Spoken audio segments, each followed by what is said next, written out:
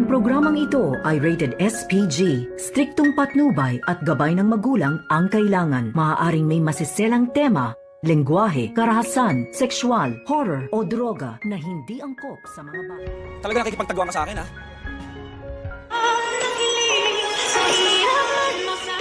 Narito na nga ang mga karagdagan na atin naaabangan bukas sa abot kamay na pangarap.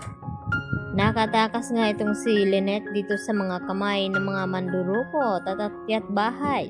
Subalit nang makatakbo nga sila din Dr. Enriquez, dito naman na tinawag nila itong security at humingi nga sila ng tulong. At dahil sa malakas na pwersa ng mga mandurukot na ito, ay nahabol nga itong sina Lynette. Lalo pa may mga bit-bit sila ng mga armas at dito na nga nila pinaputok at naputukan nga itong security guard.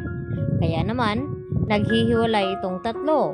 Naiwan itong si Lynette at ang dalawa na sina Dr. Patricia Minor at itong si Dr. Katie ay sila naman ang magkasama. At dito na tinakot itong si Lynette na sa isa sa mga magnanakaw na kapag mahuli daw ito ay hindi niya ito sasantuhin at talagang tatapusin niya ito.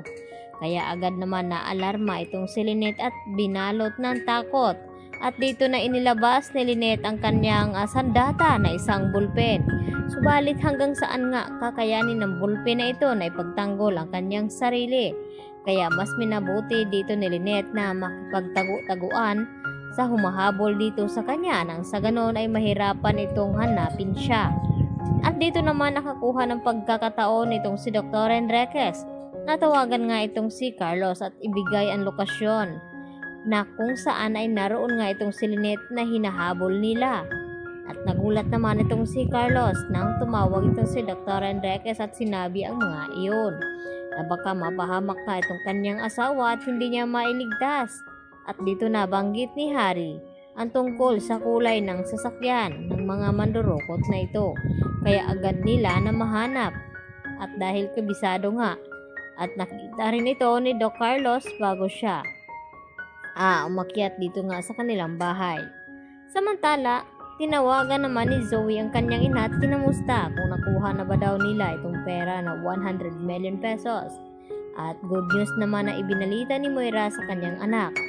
At dito nga na sinabi ni Moira na puntahan itong kanyang lolo at bantayan. Baka makatakas nga ito. At dito rin na sinabi ni Zoe kapag nagpupumilit daw na tumakas ang kanyang lolo, ay dito sinabi ni Moira na may baril daw nakatago doon. At kung kinakailangan, ay paslangin niya ang kanyang lolo. At mariin naman ang sagot dito ni Zoe na hindi daw niya kakayanin ang kanyang konsensya. Dahil hindi nga na siya gaano kasama katulad ng kanyang ina at kay Balahadja. Dahil dito, nagmulat naman ang mata itong si Don Pepe at nakita niya itong si Zoe na may hawak lang nga na armas. At dito naman, na biglang darating itong si Kinito upang iligtas ang kanyang amo na si Don Pepe.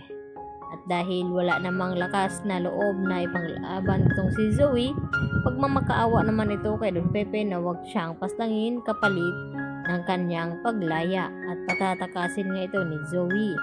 Dahil kasama nga niya itong si Kinito nang sa ganon ay mailigtas itong si Don Pepe na patuloy pa rin na pinaghahanap dito ng magkapatid na si Giselle at RJ.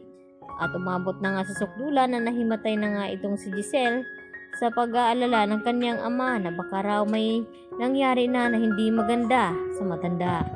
Dahil mas pinapatagal nga at pinaglaruan ni Moira ang dalawang magkapatid.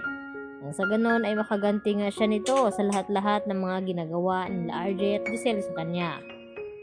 Kaya naman yan ang ating pakatutukan bukas mga lodi kung talagang makakaligtas nga ba itong si Don Pepe dito sa mga kamay ni Zoe at kung si Zoe ang hindi makakaligtas dito. Yan lang po ang aking karagdagang latest update at maraming pong salamat sa inyong pananatiling panonood dito sa aking munting channel.